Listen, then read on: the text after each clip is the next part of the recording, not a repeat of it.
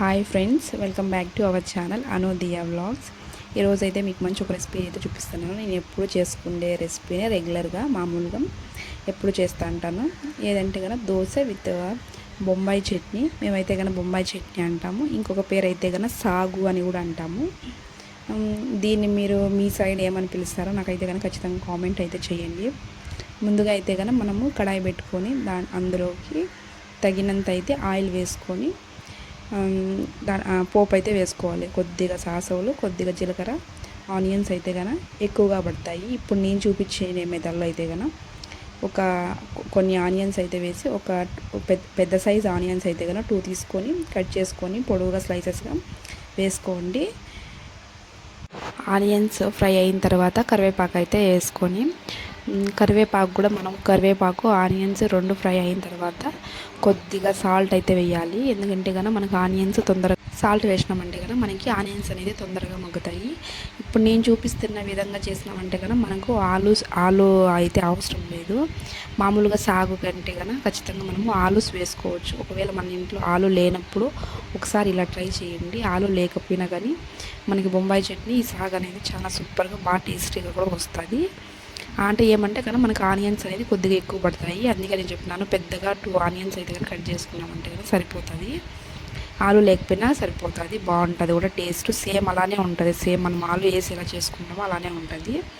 మనకి ఇంకా onions fry అయిన తర్వాత కొద్దిగా పచ్చిమిర్చి, కొన్ని టమోటాలు అయితే కనుక వేసేసి అవి కూడా సేమ్ ఇంత మనం బాగా పచ్చి వాసన పోయేంత వరకు ఫ్రై చేసుకొని నెక్స్ట్ అయితే కనుక 1 టేబుల్ స్పూన్ అయితే కనుక పసుపు యాడ్ చేసుకోవాలి. పసుపు కూడా అంతే, మనకి పచ్చి వాసన పోయేంత వరకు మనం నీట్గా అన్నీ అయితే కనుక ఫ్రై చేసుకోవాలి.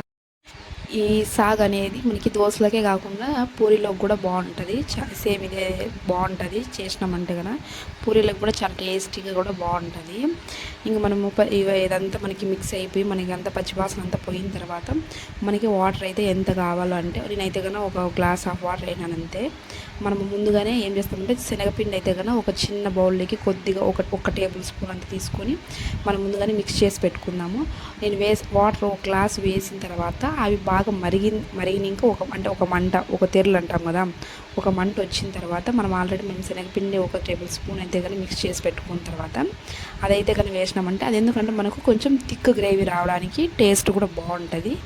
అదైతే కానీ మిక్స్ చేసేసినాం అనుకోగా మనకి బొంబాయి చట్నీ అయితే కానీ రెడీ అయిపోతుంది.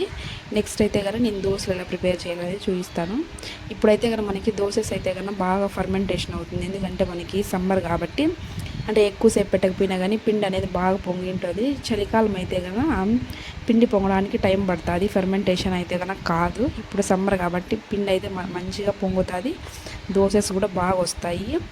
ఇంకా ఇక్కడైతే కనుక చూపిస్తున్నాను కదా, నేను అక్కడ మనకి శనగపిండి వేసిన తర్వాత మనకి థిక్ కన్సిస్టెన్సీ వచ్చింది చూడండి. అప్పుడైతే కనుక ఎట్లా ఉండింది ఇప్పుడు చూడండి ఒకసారి. థిక్ మంచి గ్రేవీ లాగా ఉంటుంది, చాలా టేస్టీగా సూపర్గా ఉంటుంది.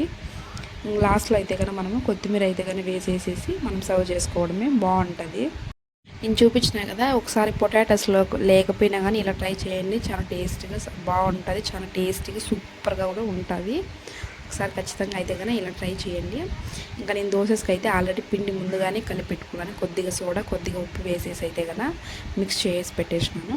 ఇంకా మామూలుగా ఇంకా మనం దోసెస్ అయితే కనుక పెరుగుకి అయితే కనుక నేను ఆనియన్ అప్లై చేసేసి దోసెస్ అయితే పోసేస్తున్నాను. మంచిగా క్రిస్పీగా మంచిగా బాగా వచ్చినాయి. కొంతమందికి మెత్తగా ఉంటాయి ఇష్టము దోసెస్, నాకైతే కనుక క్రిస్పీగా ఉంటేనే ఇష్టం అనమాట. బాగుంటాయి దోసెస్ అయితే కనుక.